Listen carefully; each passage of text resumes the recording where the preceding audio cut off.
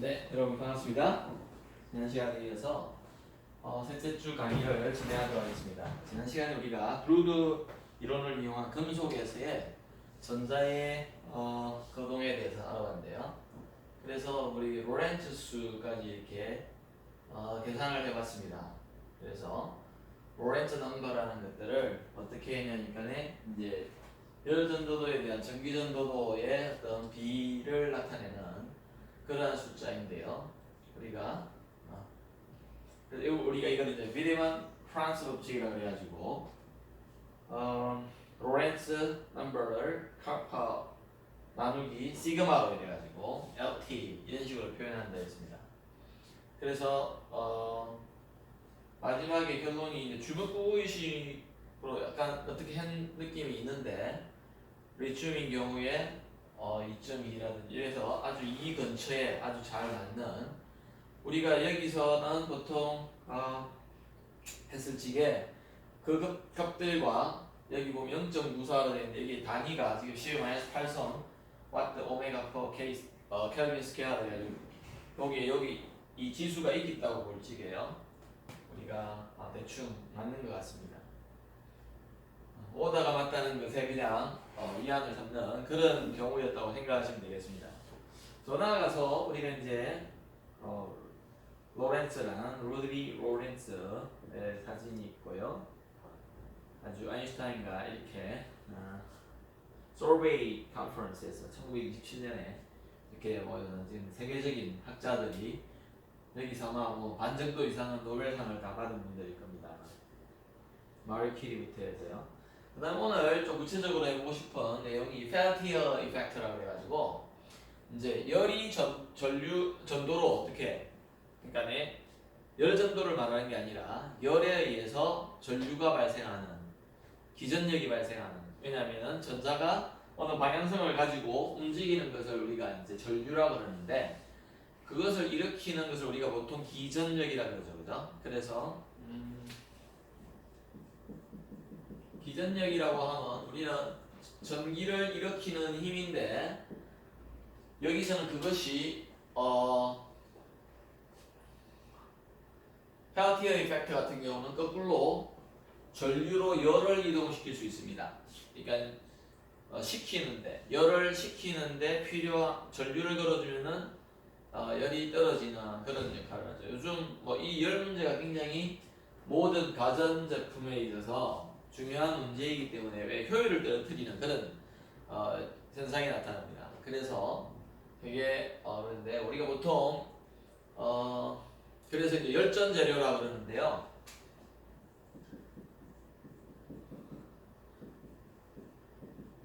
또는 이 펠티어 이펙트 같은 경우는 전열 효과라고 볼 수 있습니다. 이거는 어떤 굉장히 유사한 개념인데 열을 가지고 전류를 만드는 경우를 말하는 거고요. 이거는 여기 나와 있듯이 전류로 열을 이동시킬 수 있다. 열을 시켜서 다른 데 뽑아내려고 하는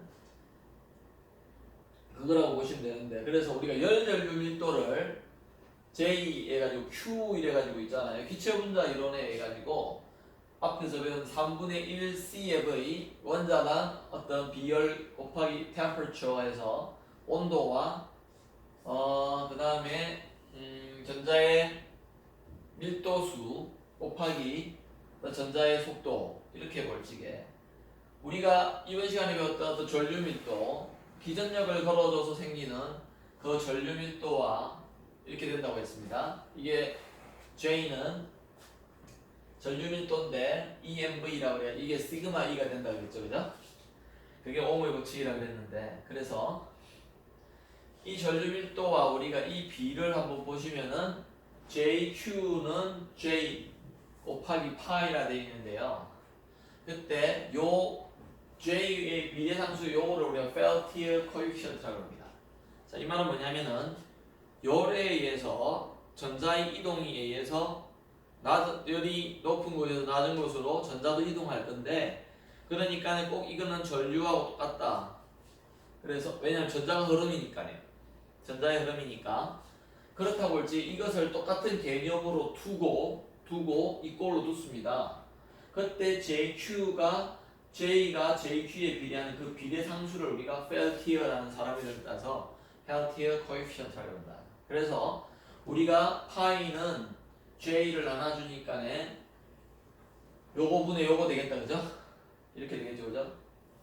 이게 이제 분모로 갈 거 아닙니까? 그래서 이렇게 될 거다. 그래서 MV는 없어지고요.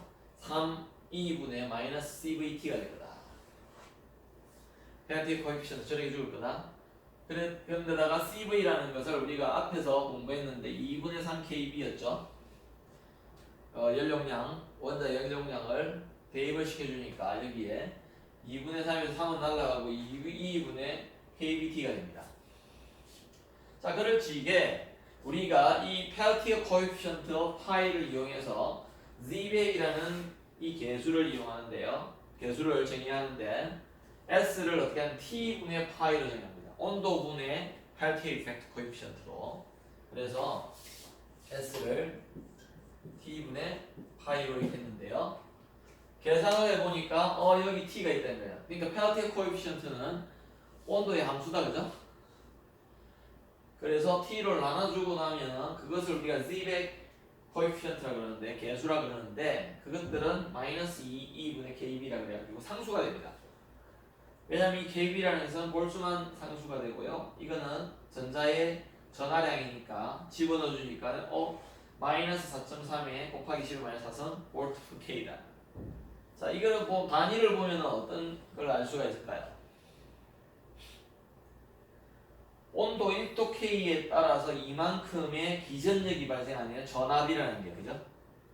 왜냐면 전류가 흐른다는 말은 여기에 있던 전자가 일로 갔으니까 여기는 마이너스 될 거고 여기는 플러스가 될 거 아니에요, 그죠? 그러니까는 전압차가 생기는 거죠. 전위가 달라지는 거다, 그죠? 그래서 이거를 우리가 D백 이펙트의 계수라 그래가지고 했는데 실제적인 거하고 이게 비교를 해보니까는 소듐, 나트륨, 칼륨이라 포타슘이라 그러죠. 카파, 벨륨 이런 금속에 대해서 해봤더니만 이런 실수값이 나오고요. 곱하기 10의 마이너스 6승이 나오더라는 겁니다. 비교해보니까는 100배나 차이 나죠, 그죠? 그래서 실제적인 값들이 너무 작더라는 거야. 왜 그런가 해보니까 실제로는 이 10의 2분의 3 KB라고 우리가 가정을 했는데 그것이 우리가 가정한 것보다 훨씬 작더라는 거죠. 그거는 나중에 페르미 디락 분포, 실제적으로 금속이나 반도체에서 전자의 에너지 상태에 따른 전자의 분포 함수 이것들이 그것을 이용해서 우리가 이걸 해보면은 이것이 훨씬 크다는 걸 알 수가 있습니다. 나중에 4장 5장에서 보게 될 것 같고요. 그래서 이것 때문에 그렇다는 거라는데 그러면은 이거 뭐 별로 필요가 없느냐? 그렇지 않다. 개념적인 것들은 실질적으로 다 맞는 거기 때문에 그렇다고 할 적에 이제 아까 말씀드렸듯이 electromotive force라고 그러는데 여기는 이 열전 효과에 의해서 그러니까 열에 의해서 전기가 발생하는 여기 있죠? 이게 열전 효과, 이 Z백 이펙트라고 그랬죠? Z백 B20K Z백 효과 이거는요 펠티어 효과인데 우리 Z백 효과에 대해서 지금 공부를 하는데 그거에 생기는 전기장이라고 봐야 되겠습니다. 전기장.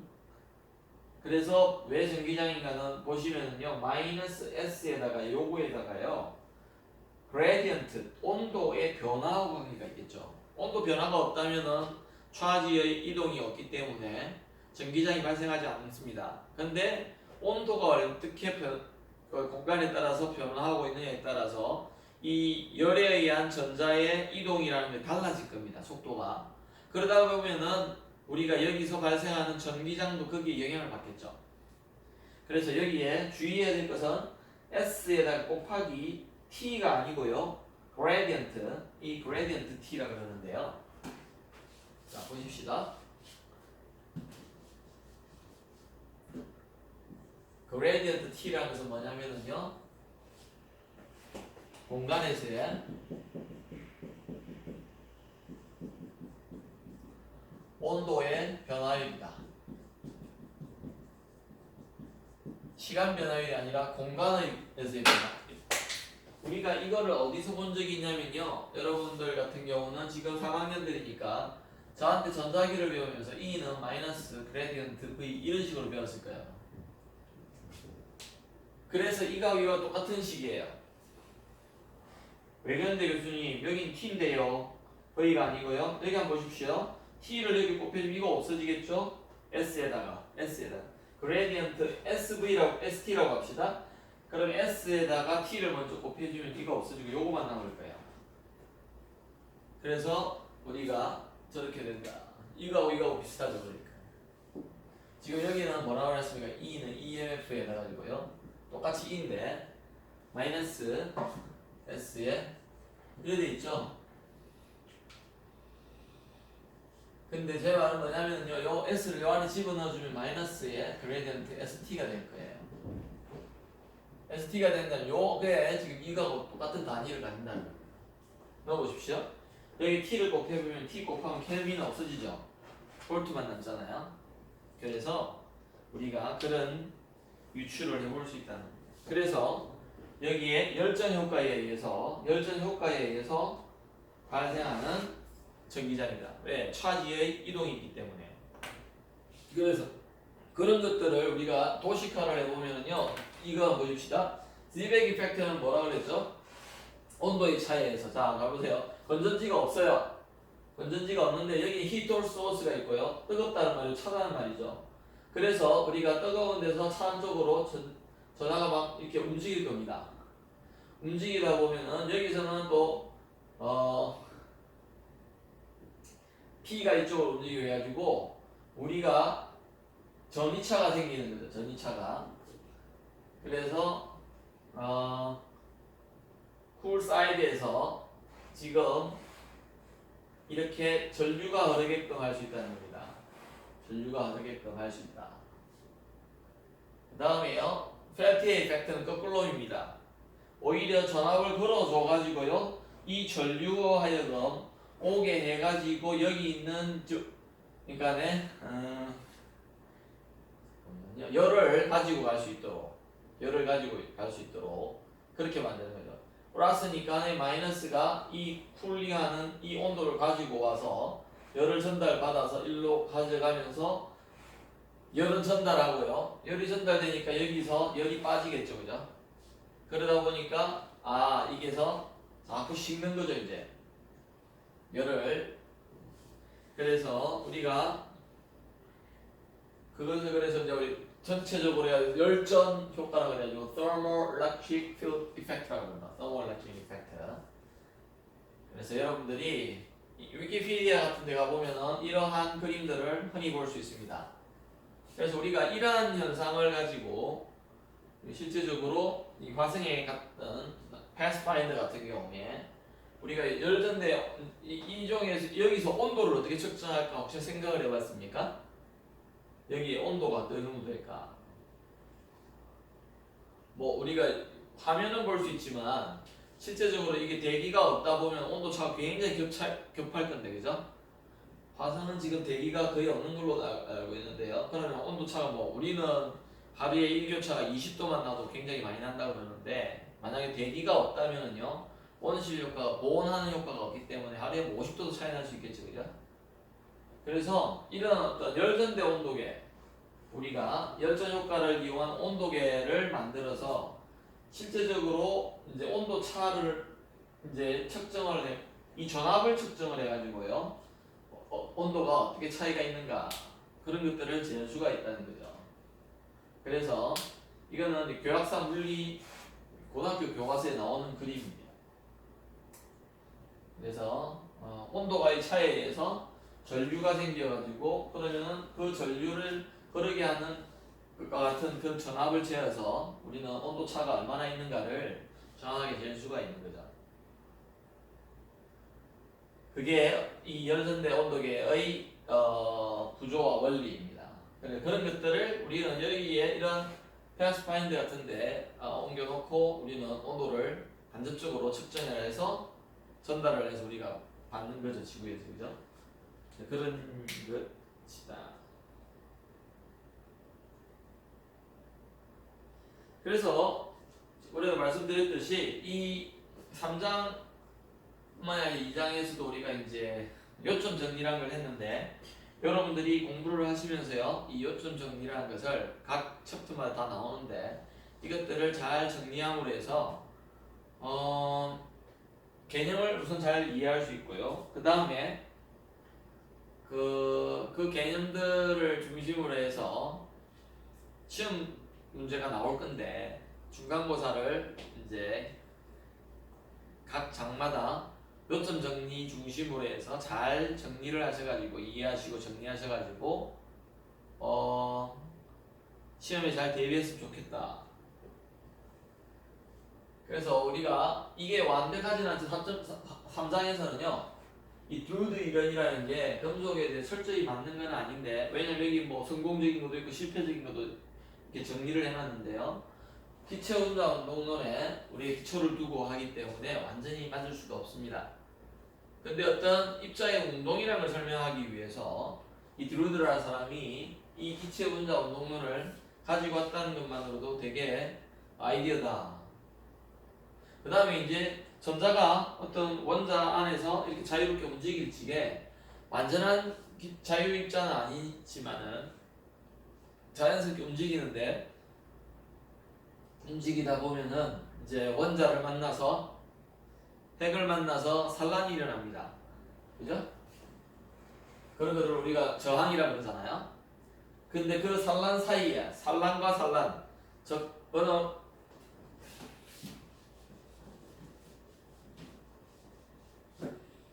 자 여기에 과장을 해서 좀 그리겠습니다. 왜? 전자에 비해서는 원자가 되게 크거든요. 이 전자가 지나가는데 이러한 원자의 주기적인 구조 상태에서 지나가게 되는데 결국은 이렇게 해가지고 이러면서 부딪히잖아요. 그죠? 여기 부딪히고 나서 여기까지 부딪히는 그 사이의 시간 간격을 우리가 타우라고 한단 말입니다. 그러면은 타우가 길다는 말은 산란이 잘 안 일어난다는 말이죠. 그러면 잘 진행한다는 말이 되겠죠? 예를 들어서 이것처럼요. 이게 훨씬 아니면 일로 갈 수도 있겠다. 그죠?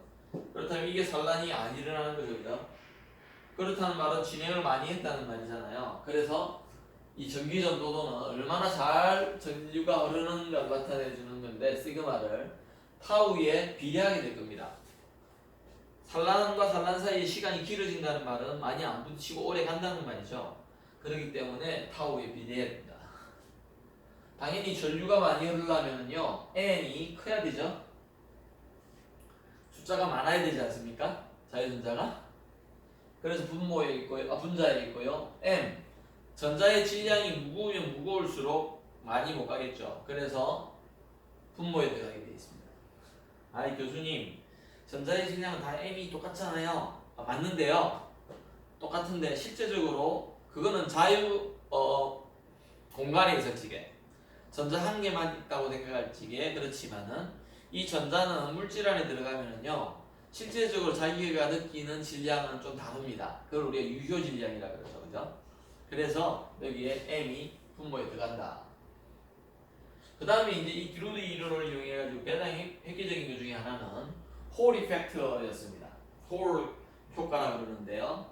그러니까는 전기장과 수직으로 자기장을 걸어줘가지고 그 다음에 그 안에 입자를 집어넣어서 어떻게 입자가 들어갈 적에 어떤 현상이 일어나는가 더 이상 전류가 흐르지 않게 하는 그런 전압을 우리가 만들어내는 걸 이제 홀 전압이라고 하고 자기장과 어떤 관계가 있고 이런 걸 했는데 그 홀 계수를 우리가 RH라는 게 있었죠. 그죠? 기억납니까? 그래서 RH라는 것을 마이너스 NE분의 1인가 그랬죠. 그죠? 요 계수를 측정함으로 해가지고 있잖아요. 책에는 금속이라 해놨습니다. 이게 왜냐하면 드루드 이론은 금속이 관한 거라고 문제 해놨기 때문에 특별히 우리 근데 제가 왜 반도체를 집어넣냐면은 여기서는 안 나옵니다. 근데 홀 계수를 반도체에서 더 많이 이용하거든요. 반도체에서. 그래서 이렇게 갈로 해가지고 써놨습니다.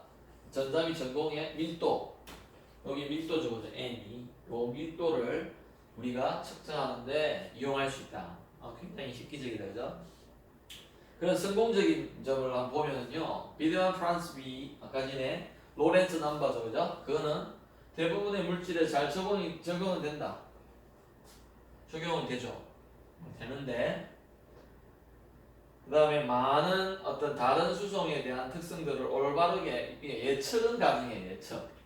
어떤 무슨 말씀이냐면 개념적으로는 우리가 잘 접근할 수 있다는 말입니다. 개념적으로는 정확한 어떤 수치로 갔을 적에는 오차가 꽤 크지만은 그래서 그것을 자꾸 이제 보완해가는 그 중간에 이 드루드라는 사람은 이런 어떤 이론을 잘 제시했다고 봐야 되겠죠.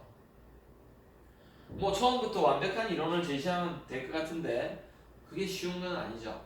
그래서 여러분들이 우리가 어떤 예를 들어 문제를 푼다고 할 적에도요, 여러분이 시도하는 모든 시도가 바로 정확한 정답으로 이어지는 것은 아니듯이 이 오랜 기간 동안 뭐 수년이 걸렸을 겁니다. 금속에 있어서 어떤 전자의 수송 이론이라는 것은 뭐 굉장히 오래 전부터 논의되어 오는데 드루이드가 하나의 어떤 큰 과정을 잘 해가지고 유도를 잘 해왔다고 생각하면 되겠죠.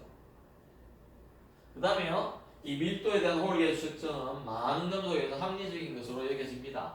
그래서 이 전자밀도에 대한 홀계수 측정은 뭐 그래서 그걸 이용해서 만든 게 홀계수 측정기죠. 저희 실험방이 저기 있는데요. 그러니까 보면은 자석이 굉장히 강력한 자석이 있고요. 균일해야 되고 그런 걸 이용해서 반도체라든지 어떤 디바이스를 방막을 만들었을 적에 바로 측정할 수가 있죠. 아주 쉽습니다. 근데 이제 그런 것들이 이러한 어떤 이론적인 어떤 그런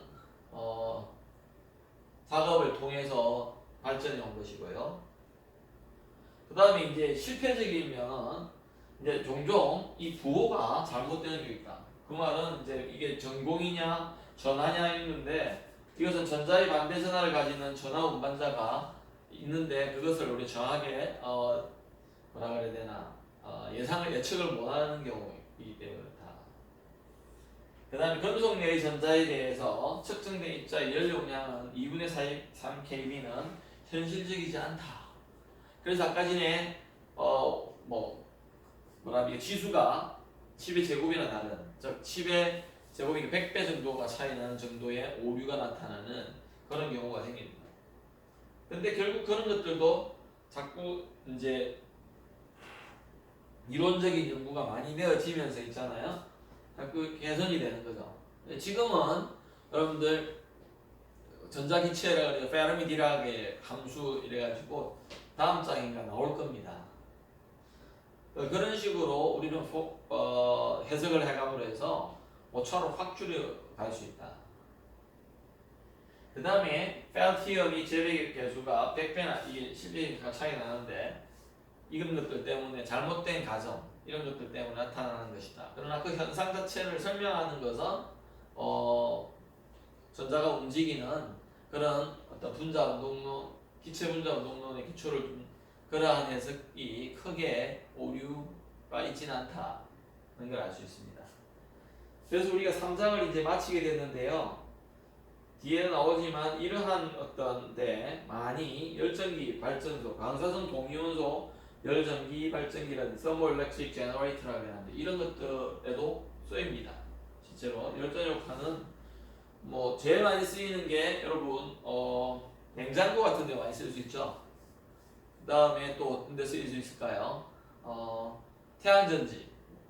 태양전지가 이제 사실은 지금도 많이 개선되고 있지만 많은 어떤 어려움이 있는 이유가 전열판이라는 게 그러니까 태양전지의 뒤에 이게 이제 쓰다 보면은 사용하다 보면 이게 에너지 효율이 뭐 실제적인 거는 20% 30%도 안 되거든요. 그럼 70%는 어떤 열로 가야 되잖아요. 그러니까 열 손실이 많다 보니까 결국은 또 온도가 더 올라가게 되어 있습니다. 그럼 온도가 올라가니까 또 효율이 계속 더 떨어지는 거예요. 근데 한번 생각해보세요. 온도가 올라갔을 적에 이것을 열을 전기로 바꿀 수 있다면은 이중적으로 효과를 볼 수가 있다. 그죠? 왜? 온도도 떨어뜨리면서 그 온도 떨어지는 온도를 전기로 또 발생을 시키잖아요. 제너레이터라고 했잖아요. 여기 보면은 그런 이중적인 어떤 혜택을 볼 수 있기 때문에 펠티어 이펙트는 지금 에너지기술연구소라든지 재료연구소 같은 데서 굉장히 많이 연구되어 온 그러한 토픽입니다. 한때 제가 이제 그 가보니까 한 재료연구소에서 하는 박람회를 갔더니만 한 논문이 한 50편에서 한 60편 발표되는데요.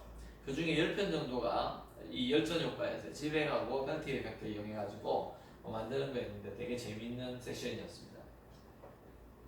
그래서 또 한편으로는 argon filling을 해가지고 이러한 열을 어떤 막기 위해서 이러한 요즘의 아파트에 이중창이라 그러는데 창이 진짜 두 개 있는 게 아니라 어떤 면이 두 개 있고 그 안에 어떤 진공을 할 수도 진공을 하면 더 좋긴 한데요. 그게 사실 어려우니까 이제 argon filling이라든지 이런 것들을 여기 채워넣은 그러한 아주 특수한 창을 볼 수가 있습니다. 좋은 점이 있죠. UV 라이트를 만약 많이 리프렉트를 하고요. 우리 몸에는 안 좋은 거니까요.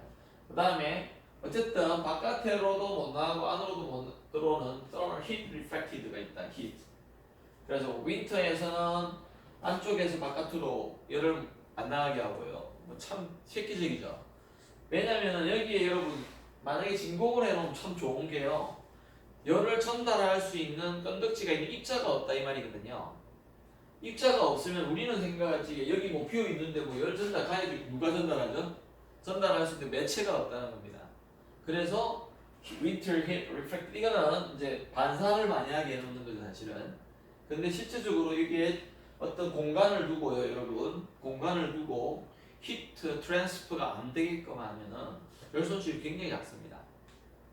요즘 짓는 아파트들은 이중창 구조가 많이 되어 있어가지고요 옛날에 지어진 집보다 열을 빼기 주로 열이 한 7-80%는요 8-90%는 윈도우 창을 통해서 나가거든요. 그래서 손실이 일어나는데 그런 것들을 예방할 수 있는 창들이 많이 나온다. 아니면 이것들을 이용해서 뭐 어떤 전기적인 것들을 여기에 필름을 달아가지고요 아주 투명한 필름을 달아서 열을 전기로 바꿀 수 있는 그러한 시도들도 많이 되고 있습니다. 그래서 반사가 되고요 전자기 파이 반사에 대해서 나오고요 그 다음에요 이렇게 해서 이제 우리가 4장을 마쳤는데 지난번에 2장에서 숙제를 안내해드렸는데요 2장 3장을 같이 내드리겠습니다. 많지 않고요 좀 수학적인 어려움들이 있기 때문에 한 문제에 대해서 모든 장에서 한 문제에서 두 문제 정도만 내드릴 겁니다. 그래서 2장 연습 문제는요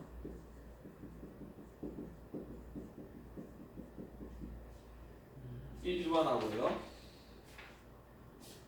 2-1번하고 2번을 두 문제를 해보시고요 3장은요 1분만 해도 충분합니다. 3.1만 해보시기 바랍니다. 1번이 되게 길어요. 그래서 할 수 있는 한 하고요 일주일 동안 드리겠습니다. 그래서 여러분들이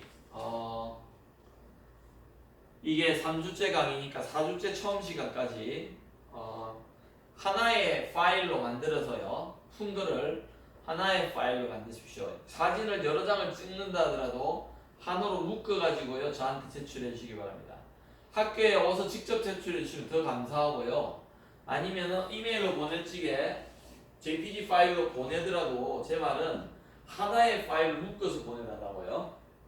PDF 파일로 보내주시면 더 좋고요.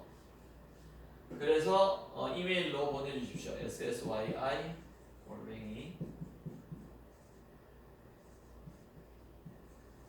이런 식으로 보내주시면 되겠다. 그 다음에 여러분들이 이제 우리가 오늘 4장을 잠깐 들어가 볼 건데요.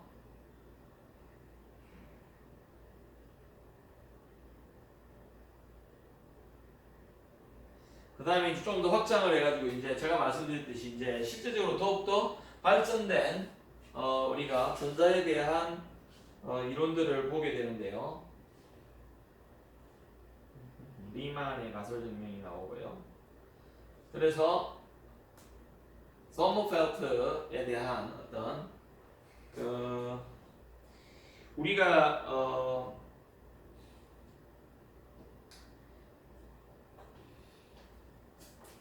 파우리의 메타의 원리를 굉장히 중요한데요. 이게 뭔가 아시죠? 그죠? 재료과학이나 여러분들이 화학 시간에 원자의 양자 상태에 대해서 이야기라든지 어떤 주기율 표에 대해서 이야기한다든지 할 적에 우리는 이 파운의 메타의 원리에 대해서 배웁니다. 이것을 만족하는 입자가 있고요. 대표적인 게 전자입니다. 양성자도 이렇고요. 근데 메타의 원리를 만족하지 않는 이 뭐냐면 하나의 입자 어떤 입자도 양자 상태 한 개에 두 개의 입자가 있을 수 없다는 거거든요. 그러니까 그 말은 어떤 두 개의 입자들도 똑같은 양자 상태를 가질 수 없다는 겁니다. 그래서 우리가 파우의 메타의 원리를 이야기하려면 양자 수를 n, l, m, l, ms 이렇게 이 네 개의 퀀텀 넘버로 양자수로 우리가 해석을 하는데요. 이 양자수가 한 개라도 달라야 된다 이 말이죠. 한 개라도 달라야 된다. 그게 베타의 원리입니다. 그래서 서로가 exclusion principle이라고 하는데 서로가 다를 수밖에 없는 달라야 된다. 달라야 된다기보다는 다르더라 이런 거죠. 그걸 알아낸 거죠 사실은. 그래서 그거를 따르는 것을 우리가 페르미 디락 통계라고 합니다. 그래서 파울리는 두 전자가 똑같은 상태에 있을 수 없다는 것을 의미해가지고 이 페르미 디락 통계를 따르는 그런 놈이 되어야 된다. 그래서 우리가 앞에 저머펠트라는 사람은요, 여기에 아놀드 저머펠트가 나와 있는데요. 이 사람이 이제 드루드의 금속 이론, 아까 전에 우리가 좀 모순이 꽤 있었잖아요. 그런 것들을 일반화시킬 수 있는 그러한 업적을 연구들을 많이 한 사람이다. 그래서 결국은 그것이 이제 페르미 디락이라는 분포 함수, 확률 분포 함수를 말합니다. 확률 분포 함수. 그래서 우리가 여러분이 반도체라는 것을 아마 벌써 배웠을 거예요. 반도체라는 것을 벌써 물성공학을 배웠는데 반도체에서 여러분 이걸 배웠을 겁니다. 안 배웠는데요. 이러면은 제가 이제 좀 황당한데요. 여러분이 저게 좀 다를 뿐이죠. n에 f에다가요. 그죠? 베타에 e-μ라고 되어 있죠. 좀 형태가 다를 뿐이지 여러분 한번 써볼게요. 지금 일단은 그래서 이것을 익스포넨셜의 베타에 e-μ에 그죠?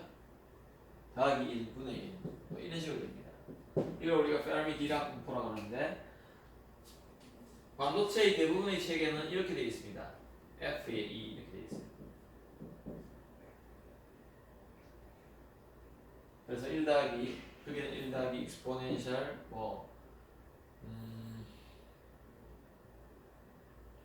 E 마이너스 EF KBT 1이죠. 이시어 똑같거든요. 다른데 교수님 아니 같아요. 베타가 KT분의 1이라고 앞에 나와 있었고요. 그 다음에 뮤는 EF 반도체의 시계는 과목에서는 보통 EF라고 합니다. 그래서 페르미 에너지를 말하는 거죠. 페르미 에너지.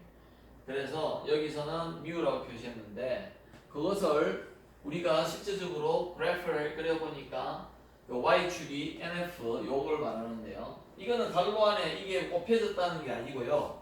베타와 즉 T와 E의 함수다 이 말입니다. E와 T의 함수라는 의미로서 우리는 여기 갈로에서 이걸 넣어놨지 이게 곱하기의 개념이 아니고요.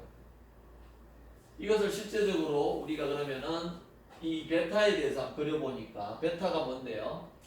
우선은 E 나누기 EF의 개념으로 그려봤습니다. 그리고 여기 보니까 또 이게 KBT가 되는데 KBT 그러면은 이 그래프를 그려보니까 이런 식으로 되는데 그러면은 EF는 뭔가? EF는 페르미 에너지라고 그래가지고요. 그래서 여기에 뮤라고 해놨는데 여기는 또 EF라고 해놨죠, 그죠? 그래서 뮤가 EF입니다.